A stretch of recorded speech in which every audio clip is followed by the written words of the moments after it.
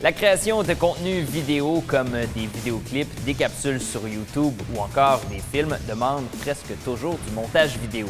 On l'utilise pour ajouter des images, de la musique, pour couper des bouts qui sont trop longs ou encore des erreurs, et on peut même corriger les couleurs. L'un des logiciels les plus utilisés est Premiere Pro de la suite Adobe. C'est un logiciel qui est très complet, qui est simple d'utilisation et qui s'adresse autant aux professionnels qu'aux débutants. On va vous apprendre dans cette capsule les bases du montage vidéo sur Adobe Premiere.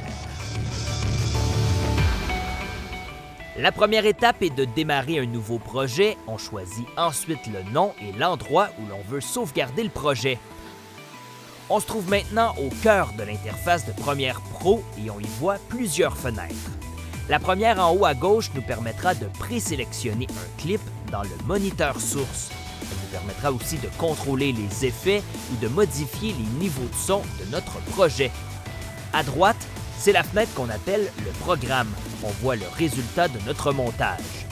En bas à gauche, on retrouve le projet, on y ajoute des fichiers.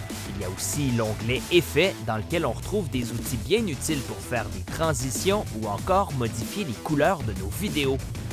Finalement, la dernière fenêtre, mais non la moindre, la ligne du temps. C'est là qu'on fait techniquement notre montage. On peut y ajouter le nombre de vidéos que l'on veut et le nombre de pistes sonores désirées. On peut les mettre une par-dessus l'autre ou côte à côte. Rappelez-vous cependant que l'on va toujours voir la plus haute sur la ligne du temps.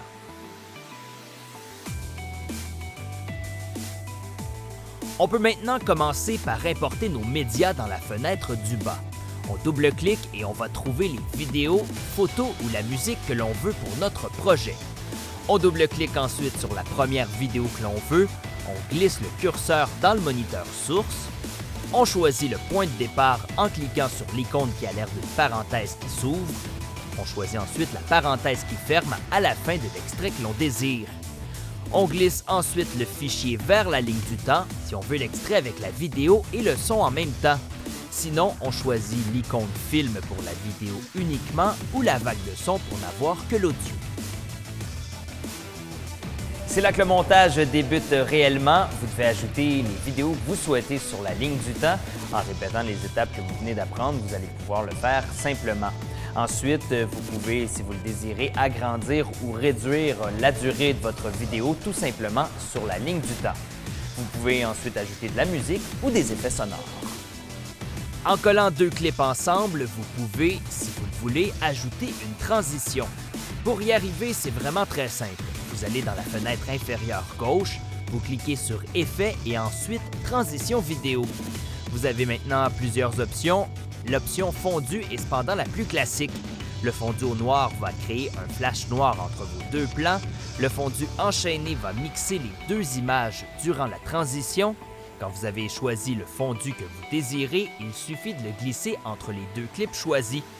Avec l'outil de sélection, vous pourrez augmenter ou diminuer la durée de la transition assez facilement.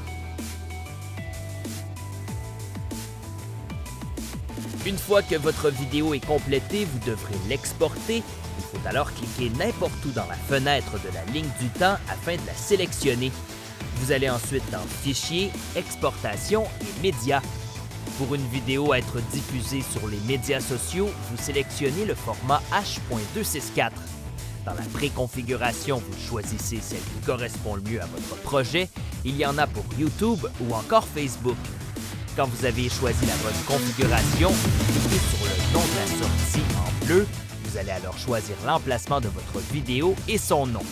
Il ne vous reste maintenant qu'à faire exporter et attendre le résultat. Évidemment, ce tutoriel ne vous montre que la base d'Adobe Premiere. Plus vous allez maîtriser le logiciel, plus vous allez être en mesure de créer de véritables chefs-d'œuvre. D'ailleurs, si ça vous intéresse, on retrouve plusieurs tutoriels sur YouTube ou directement sur le site d'Adobe. Si vous avez des questions à me poser, n'hésitez pas à le faire quand on se croisera au Créalab.